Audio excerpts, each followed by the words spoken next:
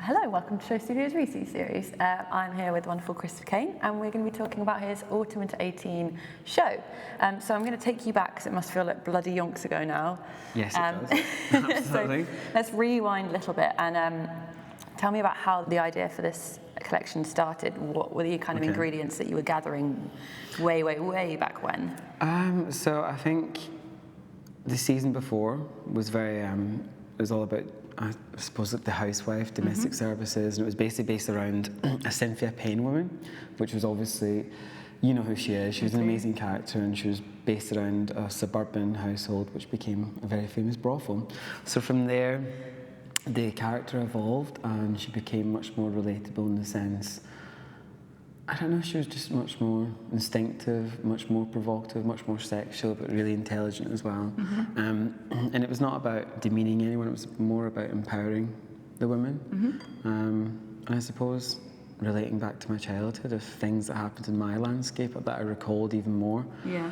And even TV series called Band of Gold. I mean, I love that. And so there's so many characters of that, and it's a very, you know her, she's a very working class woman as well, which is really good. So that domestic part is always there. But I suppose the joy of sex or anything to do with human behaviour, I've always been instinctively drawn to since I was a kid. From biology class to chemistry, anything scientific or natural, it's just in me. I just love to investigate. And so do you think this was kind of she's grown out from the kind of cleaning Cynthia lady into this kind of she's much more powerful? I mean, yeah, she's definitely more powerful in the sense, like, I think you can really feel a change in character, but like, I don't know, she just got it. I think it's really innate to her and animalistic, and that's why I love researching things like Alfred Kinsey or The Joy of Sex, because it really gives a descriptive tone, and it's a very scientific way of looking at how people react around each other, especially when it comes to sex or love or gender. And it's such a topical conversation, but it's kind of always been topical for me. Yeah, for sure. I want to talk a little bit about it being topical, because a lot of people are kind of saying, oh, in light of Me Too and Time's Up and all this kind of stuff. It's bullshit. I've never shied away from sex or human behaviour in my work. I even remember doing S&M with embroidered flowers and basing it in the Women's Institute, and people were like, oh my God, what the fuck are you talking about? I'm like, well, that's just how it is. Yeah. Brothers and sisters deal with it. And then obviously I did a whole collection based around sex ed, and in Scotland, biology, I loved it because my mum used to refer to penises as tulip and vaginas as flowers. So these were emblems and icons that I grew up just talking about in daily conversations. So it was never crude, or it was just always beautiful. Yeah. And so tell me let's talk about The Joy of Sex. So was this kind of your starting point, and more Joy of Sex, I should say, as well? So I suppose, going back to Alfred Kinsey and his reportage and documentaries of human behaviour, and then obviously this became really important and influential because I've always loved life drawing as well as a study to draw people. So these drawings captured me before anything else, because I just thought they were so beautiful and they had so much to tell, great stories. And not only that, they're real lovers, and you can really feel that in the drawings and how descriptive they are. So from there, I just get really involved in it and really loved it. I loved the drawings, and then obviously the reportage of what they say is even funnier and even better. And I think everyone should read it because you learn so much. It's so good. I was just saying there's a section on sauces and pickles, which is just like, leave that to the imagination. We need that in our lives. We do obviously, need a bit of sauce and pickle. Because there's hardly any sauce and pickles anymore in our lives, because it's either getting censored or it's really decensored. Do you know what I'm trying to say? It's like kids nowadays, they can Google anything they want, whereas I grew up in a small village in Scotland and seen a porno mag. It was like, but boobs. Yeah, you loved it. You're like, oh wow. But like, kids would look at this and be like, this isn't dirty. This isn't porn. This isn't whatever. They don't, and it's not. But it's just weird how people are just like, they always see the bad things in this, and that's what they did with the collection. Some people really did think it was like a reaction to Me Too, and I was like, I haven't got a clue what you're talking about. So tell me a bit about kind of the construction of these pieces. Obviously, I see a lot of some of the slices and some of the zippers we've seen a little bit from previous, but this is kind of... Well, like even the red dress, like some people called that really shocking, but also really radical because she was nude underneath it. Well, she was wearing a thong, but lace has always been something I viewed, and it's like a code of the brand, and that red lace dress is from the very first graduate collection to now. It's still really important for me. It's sort of like it's your stamp. It's a stamp, but also lace can be put in so many different historical contexts. She can be the prostitute, she can be the brothel owner, but she can also be Queen Elizabeth, and she could also be, I mean, it's just, or Anne Summers, or some boudoir, French boudoir. So lace has got so many stories to tell, and that's what I love about lace, because you can really put different characters in context. But the red lace dress is so symbolic for me. It is amazing. It's a great dress. And how do you guys go about this? Where do you guys source lace? And well, do you know what? It's so weird because the first graduate collection I did was obviously St Martin's. It was Emmy, and the lace I got was from stockings and hosiery that I was given in Ridley Road Market. I bought for 50 pence and I had to cut them up. And strangely enough, this is really, I can't really say it, but it's inexpensive lace, but it looked better than the expensive lace. Believe me, it was really hard to find really good stretch lace, but when you then look into all these lace mills, you look at all these really expensive stretch laces, and I was like, these are not as red as I want. So you had to over-dye, and the cheaper lace was way better.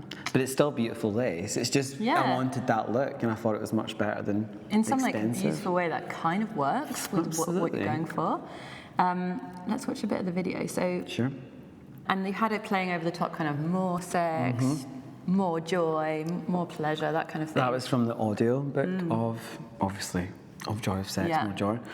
And it was really nice because we started to stagger and stutter the words, and people really didn't know what was coming. So you've got like a bondage thing here with the camisole, the lace, the Valentine valance sheet, but then the knots of the leather are very bondage. And this piece behind us as well. Oh, yeah. We call her the cage dress. Yes. And she's sort of like protecting you. She's sort of in like a protective armour, but she's also very Anne Bancroft, like very 60s, but also really quite... She's very bejeweled. Yes. But it's one of those things, I don't know, it's like she's concealed too, so it's quite a smart way. And also, like, we did have bodysuits underneath a lot of things, so you could wear a lace bodysuit under that and still feel this is good. So, of course, actually, little disclaimer, we were trying these on earlier, and someone wore it with a shirt underneath it. It just looked bloody amazing. It was so nice. Good.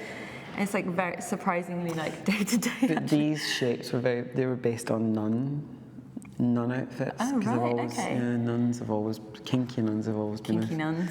Yeah, because there's always something quite good in that, I think. I don't know, I wasn't feeling 60s, but it somehow felt really free and liberal. Something in there, And she looks like Anne Bancroft. She wore the last look in the show. Yeah. But there was a lot of textures going on, and a lot of layering of lace, and a lot of lingerie details, but not literal lingerie details like a bra. No. Bullshit. No, it's kind of a wink, wink, nudge, nudge. Yes, like a little bit of Benny Hill in there, like a matron. Yes. But I mean, that dress is beyond brilliant. It's like a stocking. Stunning. And then we do go into these diamante fringe on the knits and then on the leather. And I've always loved using leather because I just feel as if I just love how it feels. And I suppose growing up loving people like Jean Colonna and all these amazing sexual designers and how they used leather was just so provocative to me, so I grew up watching it. So leather's always it's also a code now as well, like a brand code, and embellishing it too is good. And it's got that kind of tactility to it that the lace does with the leather, and that alone feels very... And its skin as well, there's something sexual and powerful and feral about it. Feral, well, not far from that. This is just gorgeous. And so talk about all the jewels. Let's go through the jewels. Do you know what? I hadn't done something so sparkly in a long, long time, but we didn't want it to be so beautiful. Like you can see I called that the bird shit.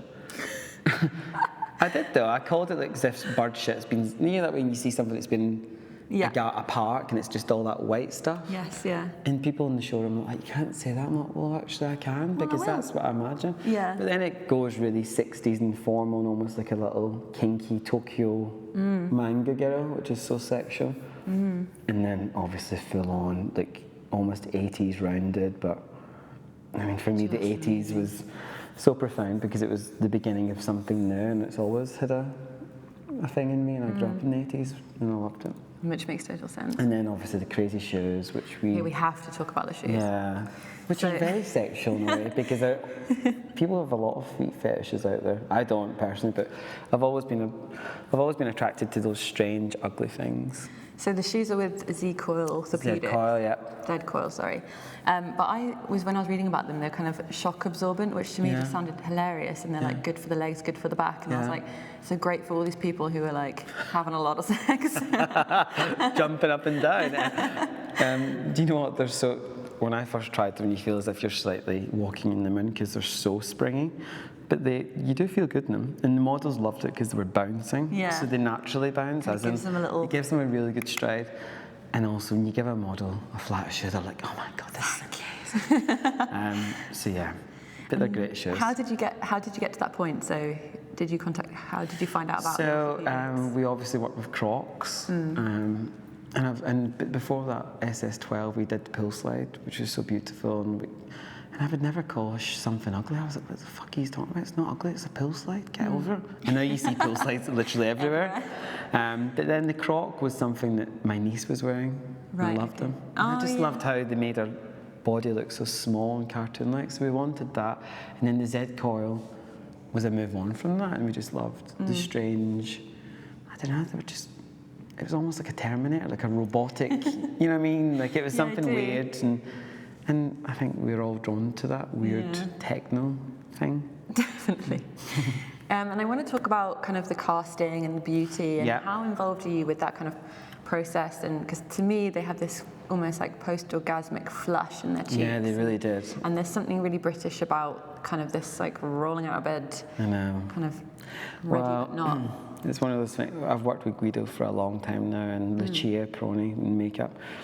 And I always like the girls just to look as best as they can and not necessarily have lots of makeup.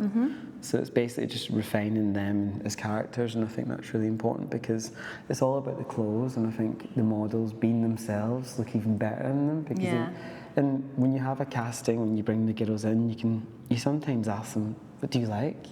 And they know, and you make them feel comfortable, and I think that was really important. We're lucky we work with Adam Hindle, and he's a really nice guy, and he knows what me and Tammy are like and what we like, so it's really good to have nice characters in the show. Yeah, they're all beautiful, and it kind of, like what you were saying about them being natural and true to themselves, just kind of cements these looks as something real, yeah. Because I think you always look at shows and you think, can I wear that? Oh God, but then if it's dolled up and styled up, you're like, and I think sometimes it's good if it's stripping back as well. Yeah, I totally And you just look at certain details, and she's got her bum out there.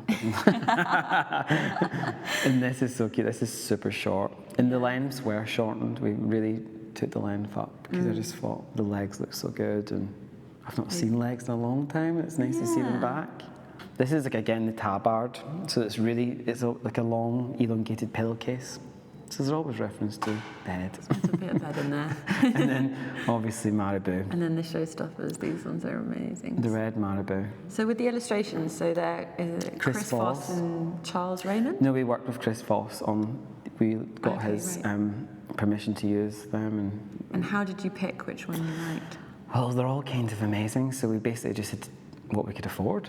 Literally, because they're so expensive, but we didn't want them to be vulgar or explicit. We just wanted that real elation, and you can see from the expression that they're really happy. Having a good time. Yeah, there's none of that sauce and pickles just yet.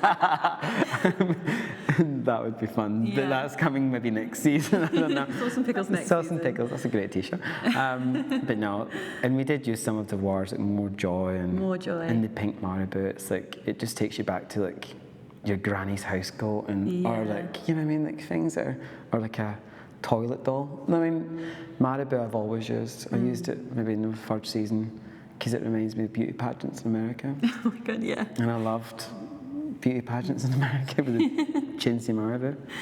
Yeah. So tell me about the making of this with the illustrations, because we've got this one behind us, so we can have a little look. So even like the word sex has been subdued, and I put it as an underlayer. So there's multi-layers there of prints and different scenes from the book, and I suppose it's quite a nice discovery for the person to buy it and to wear it and to be. And also people will be like, oh my God, touch you. It's quite a good thing, isn't it? So if you're looking for a hot date, then you may find one. Oh my God, I think that's a bit like first date. Hey. Hello. I'll join my sex. Could you imagine? That'd be really fun, actually. Hey.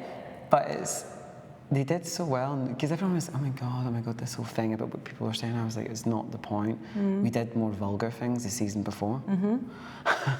But it's, again, it's a really wearable silhouette. It's a slip. You're wearing a nude slip, so sometimes that can feel really uncomfortable to some, but I mean, it's the skin we're born in. Nudes are everywhere. And we did so many other variations of colours as well for other skin tones, which is really important. So yeah, gosh, wow, that's beautiful. Yeah, well, I think nude, I started off with nude as the palette for my first MA dress. I showed Louise Wilson, so nude has always been, it's always been a signature as well. I love it. So let's talk about what's next for you, and are you in the motions of next season, and how do you work? Do you look at this and say, I hated that, I loved this, let's take that, or do you completely ignore this and start again? What kind of? I've really no idea as yet.